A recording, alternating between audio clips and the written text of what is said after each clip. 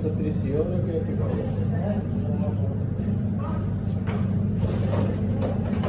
Καλημέρα.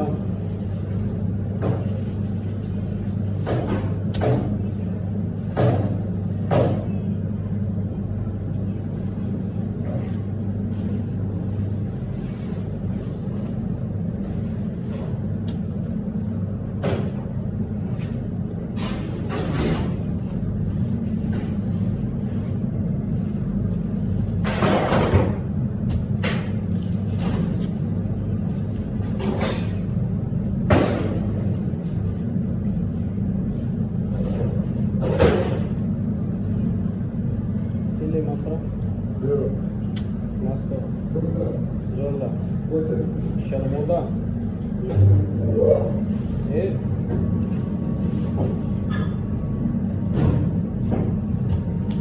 Το ξαδερφό σου λέει μαλάκα ότι ξέρεις εσύ φιλικά μαλάκα να φτιάχνεις.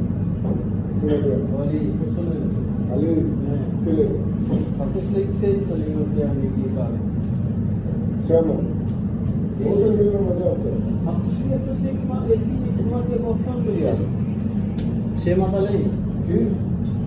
Αυτός. Ναι. Όταν μιλάμε μαζί αυτό. Ψέματα τότε λέει μαλάκα. Αλήθεια. Μαλάκα, αυτός λέει ότι στην Ελλάδα και δεν είναι στην Αφρανό. Ναι. Χωριά του μαζί χωριά που αγγέλου, σε λιστατήρα τα Ρουτσάνου. Όλο είναι εκεί. Αλλά μαλάκας αυτός, τότε λέει ψέματα. Δεν ξέρω, άμα είναι έτσι ψέματα, δεν ξέρω. Άμα δεν πιστεύεις θα ρωτήσω μπροστά σου το... Θα πάρω τηλέφωνο στο φίλο του σε λίγο και να μιλήσω μπροστά σου. Αυτό αυτός μου είπε. Όχι, πες το δώσω σε λίγο, δεν είναι μαζί.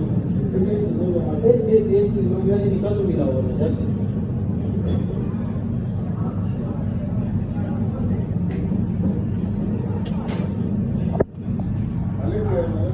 Ναι, μαλάκα, πες λίγο καλημέρα για... Καλημέρα Ζόλα, καλημέρα Ζόλα. Έτσι, μπράβο.